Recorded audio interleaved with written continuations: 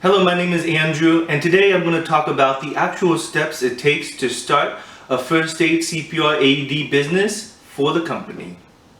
So the very beginning, you need to write a proposal. Even before you initially sign any forms or you start the paperwork and things like that, you need to have a good concrete proposal so that way it almost acts as a blueprint, so that way it can propel your company into success.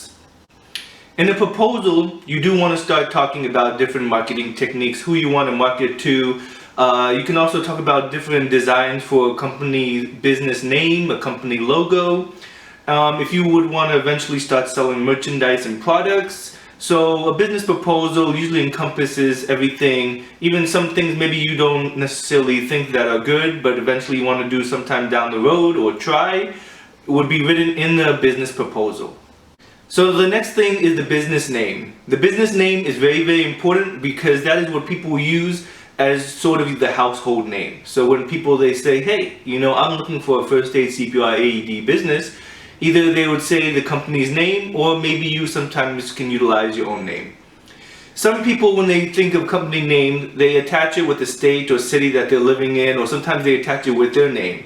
Just be mindful though, as you grow, you might need to change your business name because you're starting to market to different states and maybe even different countries. So if you associate your business name to a specific city, but yet you're starting to work in another state or a different city, then it can sometimes become cumbersome. So when you originally think of a business name, think about the broad perspective, and that's why the business proposal is so important. What do you actually want to do with the business? So once you have your business name, you do want to check with the federal government and the state governments and maybe even the city to make sure that your business name is not being used. That is something very, very important. You have a really good idea. You started to spend money on logos and stuff like that, only to find out later on that not only is the name taken, but then the domain name is taken. So then you either have to buy it out from somebody else or you just have to start from scratch. So before you do anything else, including becoming an LLC or an S Corp or try to set up a corporation, please, please, please check to make sure that nobody else is using the business name. Or you can do what some people do and they buy the rights of someone else's business name so that way they can utilize it themselves. But let's be realistic, who has money for that? So after you develop the business name, then you want to actually start getting and signing documents. And the first document you need to get is the EIN number, the employee identification number, which sort of separates your social security number to a specific business number, which I highly, highly recommend. Because remember, you're not trying to be self-employed, you're trying to actually run a full-grown business that makes hundreds of thousands of dollars for you. And you can set up an EIN number by going to irs.gov, small business, and they will walk you through it step by step. You'll actually get your EIN number right there and then by filling the form online. And I will link the irs.gov, which is self-explanatory, down below. One thing to note, when you're setting up an LLC or an S Corp, I highly recommend that you start setting up an LLC in the beginning, so that way you can take sort of the deductions that you need to in the beginning. Once you start getting $50,000 or above, I recommend you switching from an LLC to an S corporation, because you can actually get more deductions that way as an S corporation once you make that much money. If you want me to make a vid on the difference between an LLC and an S corporation, you can comment on the description below, and I'll see if I can provide that out to you. So this is the 21st century. One of the very, very first things you should have, along with the EIN number, is also a website. So that way you can market to other people. You can also have merchant services, so that way everything is done online and you're not taking phone calls and writing down people's credit card number, which sounds sketchy. When you're initially getting a website, you want to also check, as I said before, the domain name. Make sure that nobody is using it, and if somebody is using it, maybe offer to buy it out. Another business opportunity that some people do is that they actually start up domain names and websites, and then they actually sell it to other businesses for money. So the bank and merchant provider that we use, or what we used in the beginning, was PayPal. And some of the Fortune 500 companies still use PayPal, but we had about 10-15% of the customers complain that we are using PayPal and that I guess it's outdated. And so we ended up moving to Authorize.net, which was recommended by the bank.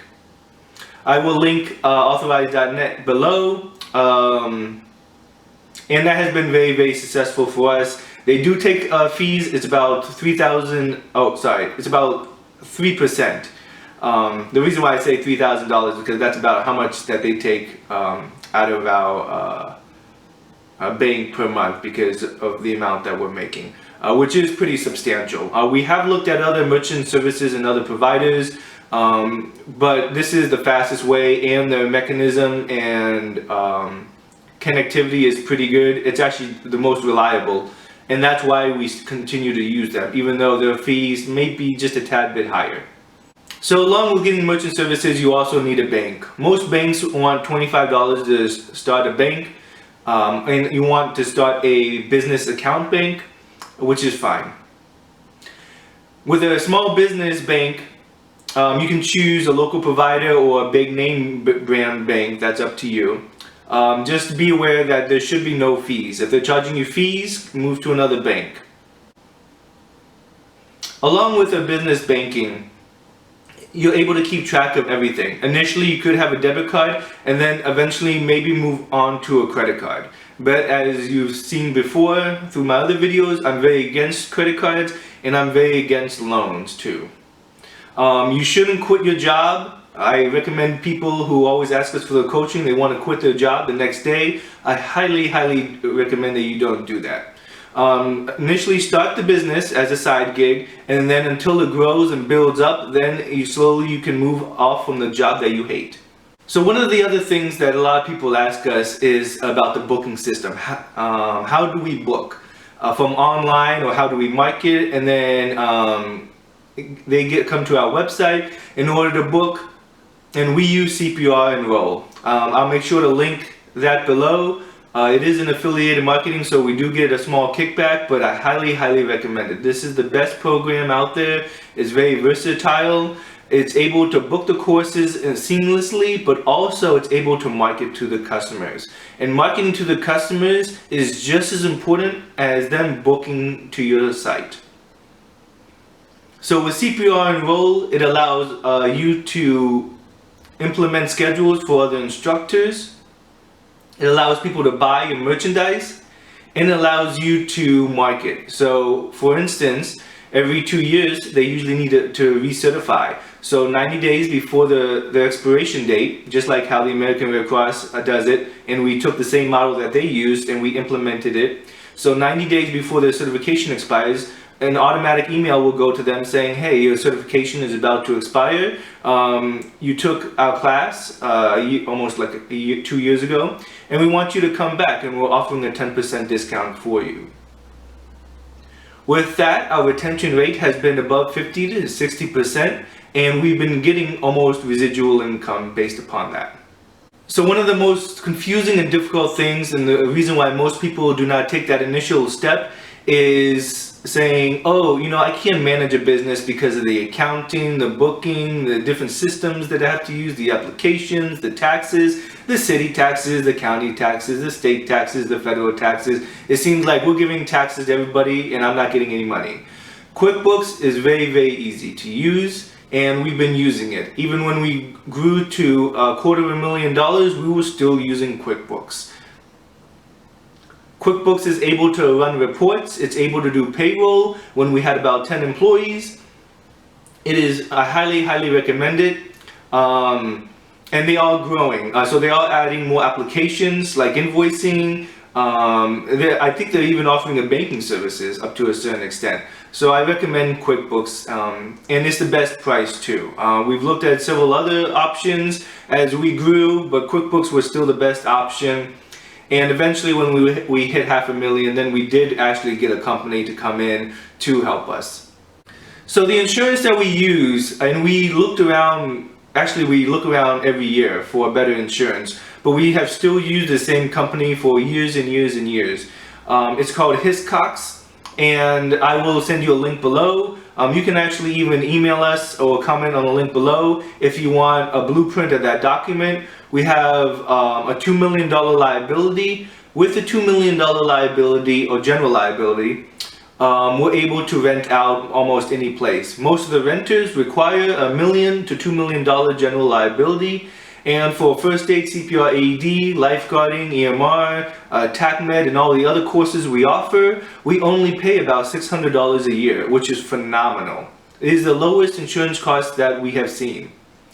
Some insurance agencies, though, do not even offer insurance because of the fact that we do lifeguarding.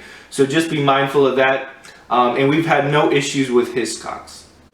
So materials is going to be your biggest cost. And as I said before, I'm against using credit cards and loans. If you have a company that you're working for already, just start teaching off on the side. Set this company up and start, putting your energy into that. But I'm very, very against people taking out loans and things like that because of the astronomical interest rates that they charge. With materials, please do not buy new materials. You do not need to get the best stuff out there. That's how you go into debt really, really fast. You can buy used equipment, or you should at least get something on sale. So wait until after Thanksgiving on Black Friday when people are offering massive amounts of discounts to buy your items. And sometimes, especially fire departments or if you're a nonprofit, different companies will actually allow you to utilize their equipment for free. Can't say no to free. So we do sell equipment for the lowest cost.